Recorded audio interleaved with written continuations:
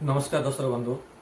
तो चारिटी जाक डॉक्यूमेंट सुविधा योजना बहुत इम्पोर्टेंट। तो आ मध्य आपणकर डॉक्यूमेंट एक्टिवेट अच्छी कि नहीं जानी पारना। तो लास्ट पर्यटन ये वीडियो देखूँ। देख सारापर आपणकर कौन केमी चेकिंग करती से एक्टिवेट अच्छी कि नहीं ये वीडियो माध्यम जानीपर।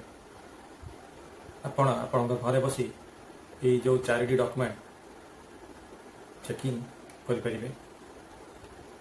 प्रथम जो डॉक्यूमेंट अच्छी बैंक सांगरे आधार लिंक से आपणकर अकाउंट एक्टिवेट अच्छी कि नहीं से आपड़ी जाने।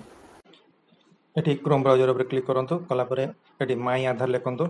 लिखि सारा देख माई आधार आसला। माई आधार पर क्लिक करूँ। कलापर देख तले ये देखो आधार अपडेट हिस्ट्री आरिया पर क्लिक करूँ। कलापर सेकेंड पेजटा खोल देखो ये लॉगिन लिखाई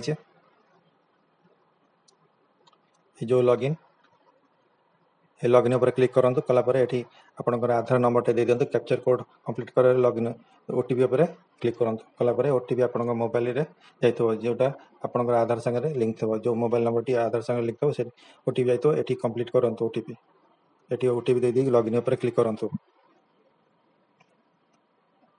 देखो सेकेंड पेजटा खोलुचे। तो आपणकर आधार सागर मोबाइल नंबर लिंक अच्छी एक्टिवेट अच्छी तो ये ओटीपी गला आपण मोबाइल देखो मोर आधार सागर bank mapping has been done. तो ये सबकि डॉक्यूमेंट एक्टिवेट अच्छी मोर स्टेट बैंक ऑफ इंडिया सागर एक्टिवेट अच्छी मोर आधार नंबर भी आसी जाइए। तो आप जापर परवर्ती डॉक्यूमेंट को आपणकर बैंक अकाउंट सागर डीबीडी लिंक अच्छी कि नहीं चलतु जाना। चलतु मोबाइल स्क्रीन को देखो मु एनपीसीआई क्रोम ब्राउजर लिखुची तले देखो एनपीसीआई आसी ये मुझे क्लिक कली कलापर देखो गवर्नमेंट जो वेबसाइट टी आसीगला ये एनपीसीआई क्लिक कली देखो साइट टी खोलुचे। देखो पूरा साइटा धीरे धीरे खोलुचे बर्तमान।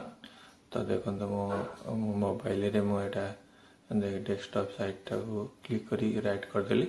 तो देखो डेस्कटॉप साइट आसीगला ये साइटा देखो कस्टमाइज ये मुझे क्लिक करी कलापर देखो आ गए पेज को पलि आसिले। देखो एठारे लिखा भारत आधार सेंडिंग इनिमेल। तो ये क्लिक कली कलापर देखो साइट खोलला। तो देखो एठारे जो साइट जो पेजटा खोली यही से कौन साइटा देखो एठारे क्लिक करूँ। कलापर देखो ये देखिए गेट आधार मैपिंग स्टाटस क्लिक कली कलापर एठारे मोर आधार नंबर टी देला कैप्चर कोड कंप्लीट करी मु चेक स्टाटस क्लिक कली। तो देखो मो मोबाइल को गोटे ओटीपी आसी। तो मुझे ओटीपी देवी। तो आपण मोबाइल गोटे ओटीपी जाइए तो आप ओटीपीटा को एठारे भरवे। देखो मो ओटीपीटा दौचे बर्तमान देलापर जो सबमिट अच्छी सबमिट पर क्लिक करी बर्तमान मुझे लिखुची ओटीपी। तो ये जगह पर तो आपंकर बैंक अकाउंट सागर एनपीसीआई यदि लिंक थाए तो ये जगह पर देखो सबमिट कला माने देखो देखो ये आप स्टेटस देखेब। तो देखो मोर आधार नंबर टी भी आसी जाइए बैंक मैपिंग जो येटा डीबीडी लिंक अच्छी मोर। तो एठारे स्टेट बैंक ऑफ इंडिया लिखा जाइए सबकि कंप्लीट अच्छी मोर। तो एनपीसीआई कंप्लीट थिले सब ये आपन को स्टार्ट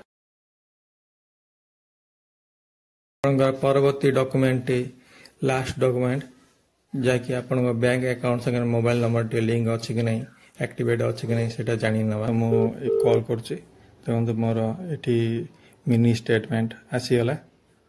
तो आपण जदि स्टेट बैंक ऑफ इंडिया संगे मोबाइल नंबर लिंक अच्छी एक्टिवेट अच्छी तो आपन को ये मिनी स्टेटमेंट बैंक तरफ आसो।